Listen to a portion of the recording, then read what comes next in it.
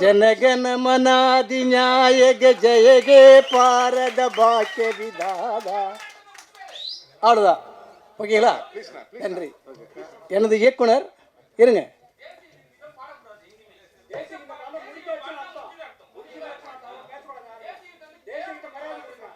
கேவலப்படுத்தலைங்க sir. இப்போதான் sir பேச ஆரம்பிச்சிருக்கோம் சார். இவர் நல்ல டேரக்டர் நல்லா வரணும்ல சார்.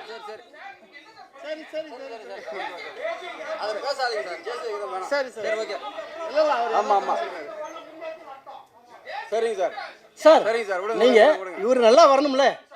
ஒரு நல்ல டைரக்டரை பற்றி நான் பேச வேணாமா? தயவுசெய்து சொல்லுங்க. உங்க தம்பியா இருந்தா உங்க வீட்டுல ஒரு பையன் வந்தா. சரிங்க சார், சரிங்க sir, sorry sir, sorry sir, வாங்க சார்.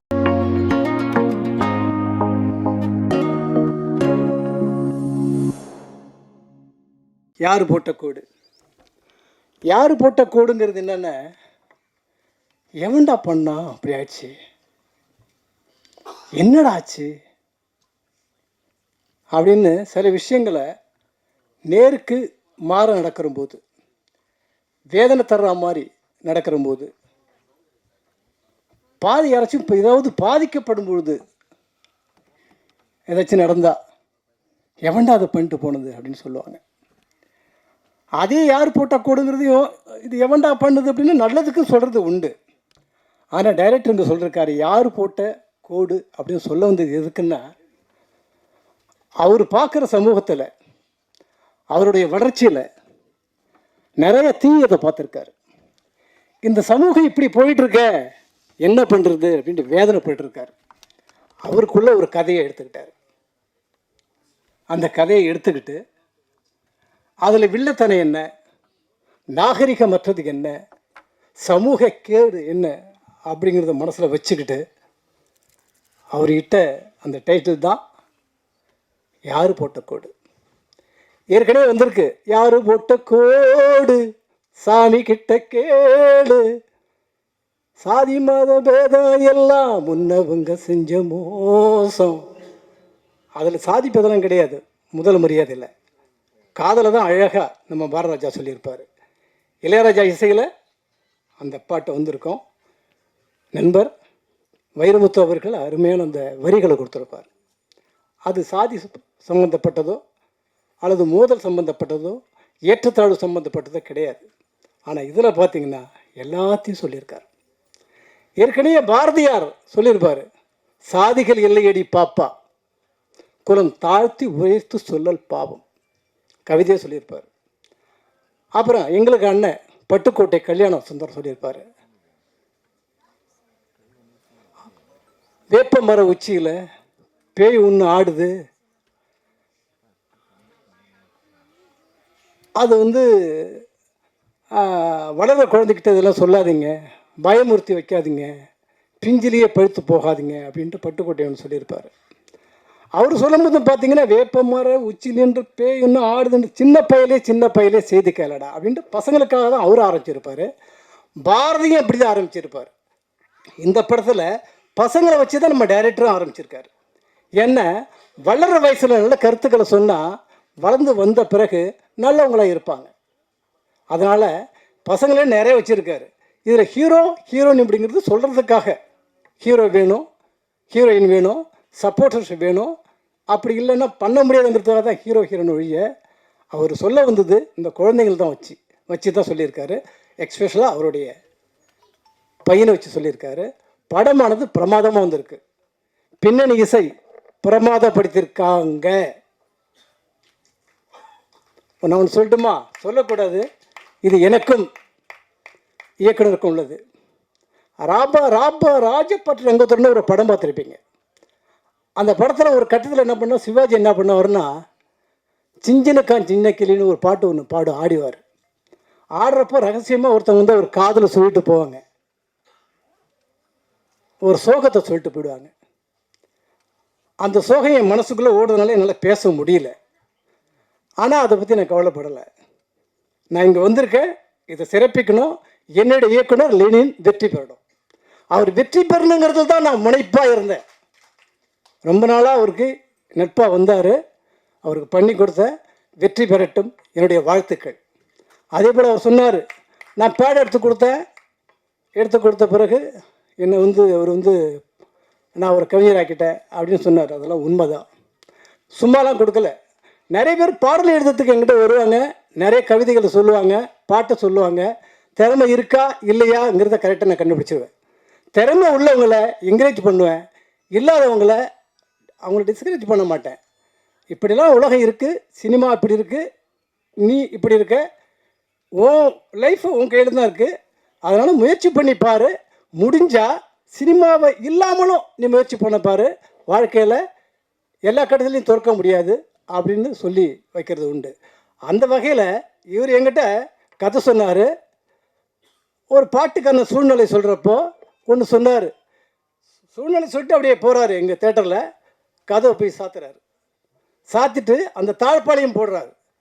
போட்டுட்டு சொல்கிறாரு, கதவை இழுத்து இறுக சாத்தி இருட்டுக்குள்ளே என்னை தேடு அப்படிங்கிற மாதிரி ஒரு கவிதை சொல்கிறார். டூயட்டு. கதவை இழுத்து இறுக சாத்தி இருட்டுக்குள்ளே என்னை தேடு. நான் உடனே சொல்கிறேன், கன்னியூ பண்ணுங்கிறேன். நிறைய சொல்கிறாரு. கன்னியூ பண்ணுங்கிறேன், நிறைய சொல்கிறாரு.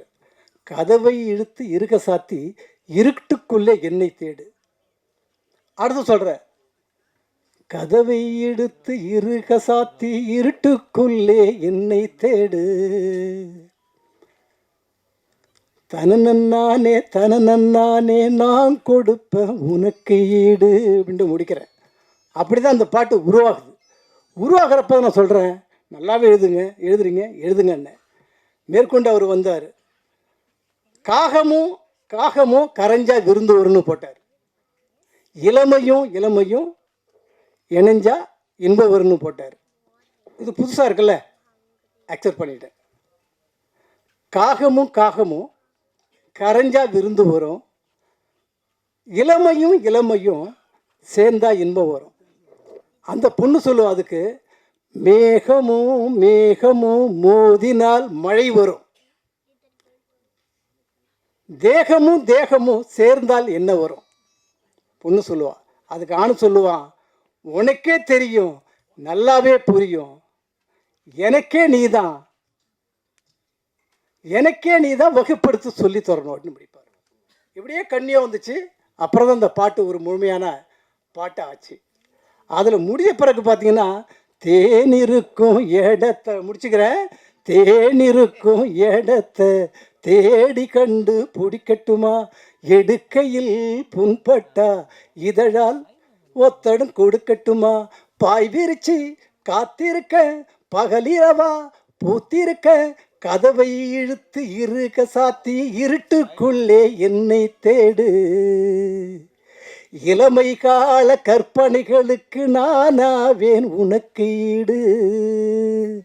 தந்தன்னானா தலுக்கா ஜிலுக்கா தந்தன்னானா, திந்தன்னானா திலுக்கா புலுக்கா திந்தன்னானா அப்படின்னு இந்த பாட்டு வந்துச்சு. பல்லவி முடிஞ்ச உடனே தந்தன்னானா தலுக்கா ஜிலுக்கா திந்தன்னானா திலுக்கா புலுக்கா திந்தன்னானான்னு முடியும். அது டம்மி வேட போட்டிருந்தேன், அதை மாற்றுங்கன்னு இவர் மாற்றலை. இல்லை சார், அந்த தந்தன்னானா தலுக்கா ஜிலுக்கா தந்தன்னானா திந்தன்னானா திலுக்கா புலுக்கா திந்தன்னானான்னு இருக்கு. இவன் ஏற்கனவே இந்த வார்த்தைக்கு ஒரு இடத்துல அவன் வசீகம் ஆகியிருப்பான். அந்த வசியத்தில் இதை விரும்புவான். பாட்டு சூப்பர் ஹிட் ஆகிடும். இதே இருக்கட்டும் சார் சொன்னார். அப்படியே விட்டாச்சு. அப்படி தான் அந்த பாட்டு பல்லவி முழுமை அடைந்தது. இப்படி சில நேரத்தில் நாம் விரும்பாத பாட்டெலாம் சூப்பர் ஹிட் ஆகிடும். ஒரு பாட்டு 2000 பார்த்தீங்கன்னா, முடிச்சிட ஒரு நிமிஷத்தில், 2000 உள்ளமே உனக்குத்தான ஒரு பாட்டு. ராமராஜ சார் டைரக்டர், நல்ல உச்சத்தில் இருக்கார். 2000 இருக்கும்போது அவருக்கு நான் கோபுர தீபம்ங்கிற ஒரு படத்துக்கு நான் மியூசிக் பண்ணுறேன். கம்போஸ் பண்ணியாச்சு. கம்போஸ் பண்ணி வைரமுத்துக்கு பாட்டு எழுத சொல்லிட்டேன். எழுதி வந்துருச்சு. வந்த பிறகு பார்த்தீங்கன்னா ஒரு அருமையான டூயட்டு. அந்த டூயட்டில் இலக்கியத்தை சொல்லியிருக்காரு. நான் சொல்கிறேன், இலக்கியம் இங்கே ஈடுபடாது சார். ஏன்னா இவர் ராமராஜன், அவருக்குன்னு ஒன்று இருக்குன்னு. இல்லை சௌந்தர்யம், நல்லா பாருங்கள், நல்லா இருக்கும்னாரு. உள்ளமே உனக்கு தான் ஒரு பாட்டு. அதில் சரணத்தை சொல்கிறேன். பார்த்ததும் 2 விழியும் இமைக்க மறந்து போச்சு. ராமராஜன் வந்து சுகன்யா பத்தி சொல்றாரு, பார்த்ததும் 2 விழியும் இமைக்க மறந்து போச்சு, குரலை கேட்டதும் கூவும் பாட்ட குயிலும் மறந்து போச்சு.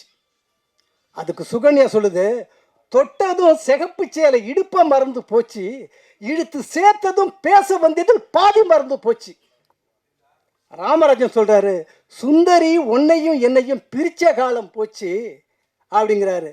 சுகன்யா சொல்லுது, என் ராமனே உன்னை கண்டது கிழக்கு வெளிக்காலாச்சு, உறவு தடுத்த போதும் உயிர் கடந்தாச்சு. கடைசியா போடுறாரு, உனக்கும் சேர்த்துதானே நான் விட மூச்சுன்னு சந்தம்மா. உனக்கும் சேர்த்து நான் மூச்சு விடுறேன்டா அப்படின்ட்டு நம்ம கவிதையில் எங்கேயாச்சும் கேள்விப்பட்டிருக்குமா? அருமையான வரி. அதுக்கு பிறகு இன்னும் தொடர்ந்து எழுதியிருப்பாரு. அந்த தொடர்ச்சியே வேணான்ட்டாரு. அதுக்கு பதிலாக அவர் என்ன சொன்னார்னா, நான் டம்மி வேலை ஒன்று போட்டேன், வாழ்ந்தா உன்னோடு இல்லையில் மண்ணோடுன்ட்டு. சார் இதை மாற்றலாம் சார்ண்ணே. சார் இதான் என்னுடைய ரசிகைகள். வாழ்ந்தா உன்னோடு மட்டும்தான் வாழ்வேன், இல்லையேல் மண்ணோடு போய் நான் சேருவேன், உள்ளமே உனக்குத்தான். நான் மாற்ற நினைச்சேன், ஆனால் மாற்றல அவரு. அந்த பிடிவாதம் பார்த்தீங்கன்னா 2000 அந்த பாட்டு சூப்பர் ஹிட். அது என்ன சூப்பர் ஹிட் எல்லாம் தான் ஆகும்.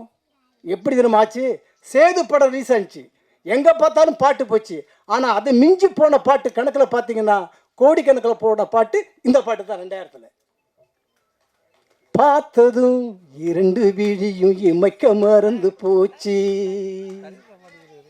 குரலை கேட்டதும் கூவும் பாட்டு குயிலு மறந்து போச்சு,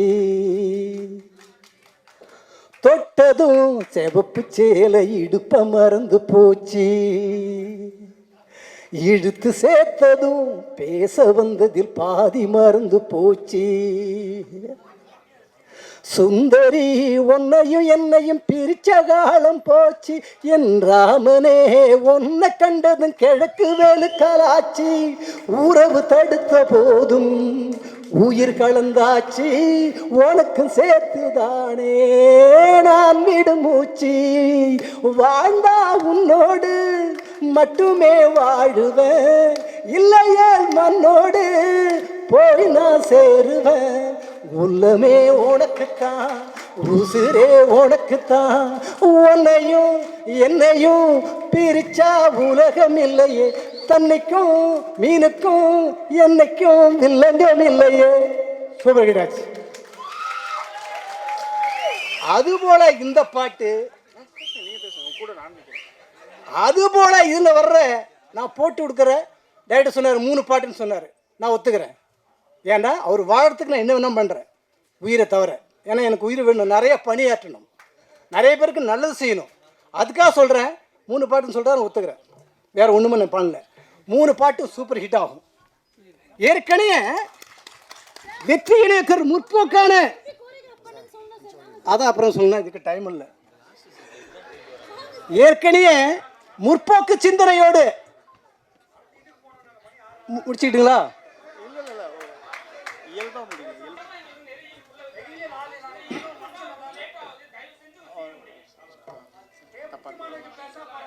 இல்லை நான் முடிச்சுக்கிட்டுங்களா? ஜனகன மனாதி நாயக ஜெயகே பாரத பாக்கிய விதாதா. அவ்வளோதான். ஓகேங்களா? நன்றி. எனது இயக்குனர் இருங்க.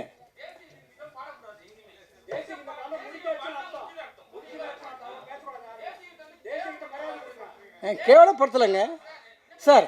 இப்போதான் சார் பேச ஆரம்பிச்சிருக்கோம் சார். இவர் நல்ல டைரக்டர் நல்லா வரணும்ல சார்.